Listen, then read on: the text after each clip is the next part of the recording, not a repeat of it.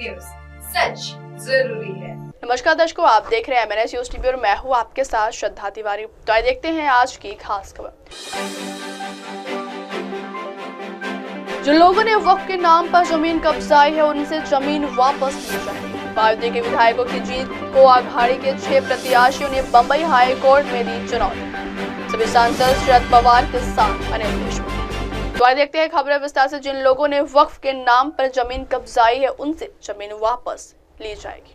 मुख्यमंत्री योगी आदित्यनाथ ने बुधवार को कहा कि वक्फ बोर्ड के नाम पर जमीन कब्जे के मुद्दे पर मुख्यमंत्री ने सख्त रुख अपनाते हुए कहा कि यह समझना मुश्किल है कि वक्फ बोर्ड है या भूमाफियाओं का बोर्ड। उन्होंने कहा, हमारी सरकार ने वक्फ अधिनियम में संशोधन किया और एक इंच जमीन की जांच करवा रहे।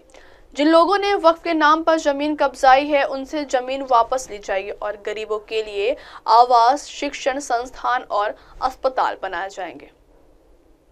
संभल में धार्मिक स्थलों पर विवाद का जिक्र करते हुए मुख्यमंत्री ने कहा कि संभल में श्री हरि विष्णु के 10वें अवतार कल्कि का उल्लेख पुराणों में मिलता है। उन्होंने कहा कि वहां धार्मिक स्थलों को तोड़कर कब्जा करने का प्रयास हुआ। मुख्यमंत्री ने कहा कि भारत की सनातन धर्म की परंपरा दुनिया की सबसे प्राचीन संस्कृति है और इसकी तुलना किसी मजहब और संप्रदाय से नहीं हो सकती।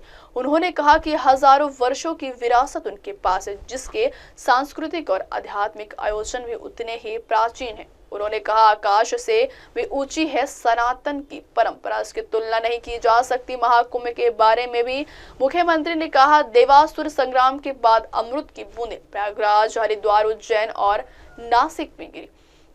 इन स्थानों पर महाकुंभ के आयोजन भारत के ज्ञान, चिंतन और सामाजिक दिशा तय करने का अवसर रहे हैं। उन्होंने कहा कि महाकुंभ केवल धार्मिक आयोजन नहीं बल्कि है भारत की आध्यात्मिक विरासत और राष्ट्रीय एकता का प्रतीक। अगली खबर। बायोती के विधायकों की जीत को अघाड़ी के 6 प्रत्याशियों ने बंबई हाई कोर्ट में दी चुनौती।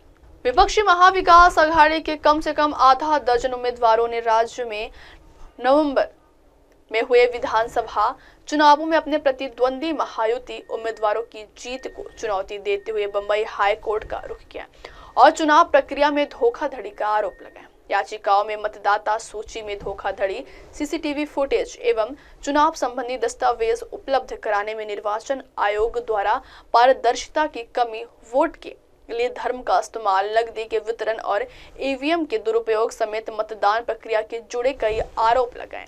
अघाड़ी के हारे उम्मीदवारों प्रशांत जगताप, महेश कोठे, अजित गवाने, नरेश मनेरा ने अलग अलग याचिकाएं दायर की है। मंगलवार को दायर याचिकाओं में निर्वाचन आयोग को यह निर्देश दिए जाने का अनुरोध किया गया है कि वह संबंधित महायुति उम्मीदवारों के निर्वाचन को अमान्य घोषित करे। इसके अलावा याचिकाओं में प्राधिकारियों को यह निर्देश देने का अनुरोध किया गया है कि उन्हें सीसीटीवी फुटेज प्रपत्रों 17A और 17C समेत दस्तावेजों और रिकॉर्ड तक पहुंच की अनुमति दी। प्रपत्र 17A मतदाताओं के रजिस्टर से और 17C मतदान केंद्र में दर्ज मतों के विवरण से संबंधित याचिकाओं पर बाद में सुनवाई की जाएगी। अगली खबर। सभी सांसद शरद पवार के साथ अनिल देशमुख। राकांपा नेता अनिल देशमुख ने बुधवार को कहा कि पार्टी के सभी 12 सांसद शरद पवार के साथ हैं। उन्होंने कहा कि राकांपा के दोनों प्रतिद्वंदी गुटों के एक साथ आने की अटकलों में कोई दम नहीं है। वह उन खबरों के बारे में पूछे गए सवाल का जवाब दे रहे थे जिनमें कहा गया था कि महाराष्ट्र के उप मुख्यमंत्री अजित पवार के नेतृत्व वाली राकांपा ने शरद पवार गुट के कुछ लोकसभा सांसदों से संपर्क कर उन्हें पार्टी में शामिल करने का प्रयास किया।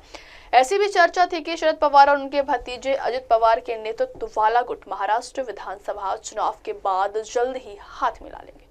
देशमुख ने यहाँ संवाददाताओं से कहा, यह सब झूठ है। हमारे सभी 8 लोकसभा सांसद और 4 राज्यसभा सदस्य शरद पवार के साथ खड़े। सरपंच संतोष देशमुख की नृशंस हत्या पर पूर्व गृह मंत्री ने कहा कि अपराध में शामिल लोगों के खिलाफ सख्त कार्रवाई की जानी चाहिए। अब वक्त हो चला दर्शकों ब्रेक का। ब्रेक से लौटने के बाद देखिएगा देश और दुनिया की तमाम बड़ी खबरें। बने रहिए MNS न्यूज टीवी पर। नमस्कार। हाय, मैं हूँ तापसी पन्नू और आप देख रहे हैं MNS न्यूज। आप देख रहे हैं MNS न्यूज, सच जरूरी।